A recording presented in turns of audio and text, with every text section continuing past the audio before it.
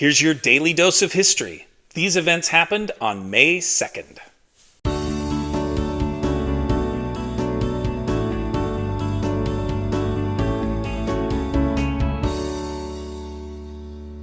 In 1670, England's King Charles II grants a permanent charter to the Hudson's Bay Company, opening the North American fur trade to London merchants. It is Canada's oldest corporation. The company was effectively given a commercial monopoly over the area surrounding Hudson Bay, also known as Rupert's Land. The company was essentially the government of that region until it relinquished control to Canada in 1868. Around that same time, Hudson's Bay Company evolved into a mercantile business, selling a wide variety of products across Canada. Hudson's Bay Company operates retail stores across Canada and the world today. In 1863, Confederate General Stonewall Jackson, one of the most effective leaders of the U.S. Civil War, is hit by friendly fire during the Battle of Chancellorsville, forcing his left arm to be amputated. His body is severely weakened, and he dies of pneumonia 8 days later. And yes, his amputated arm was buried in a separate location from the rest of his body.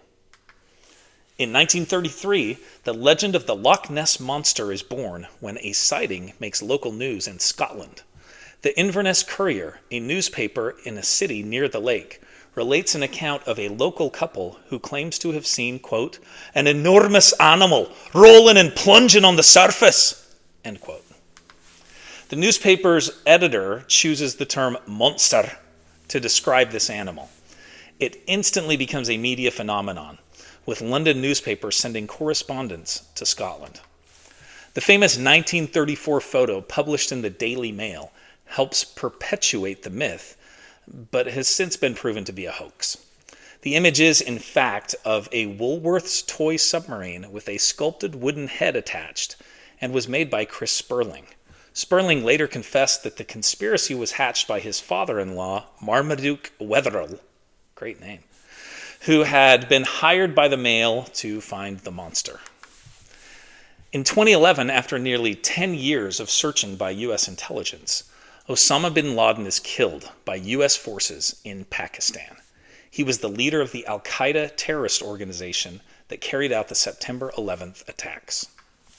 23 U.S. Navy SEALs carry out the raid on bin Laden's compound in Abbottabad using 2 Black Hawk helicopters at 1 a.m., which is 4 p.m. Eastern Time in the U.S.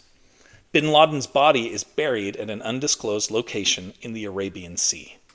Pakistan is 9 hours ahead of Washington, D.C., so President Barack Obama's announcement to the nation comes technically on May 1st, just after 11:30 p.m. Eastern Time. I vividly remember the breaking news coming through on television in our family room, and myself, my wife, and my dad cheering loudly. We then had to explain to my rather confused children why we were cheering someone's death. They were between 7 and 11 years old in 2011.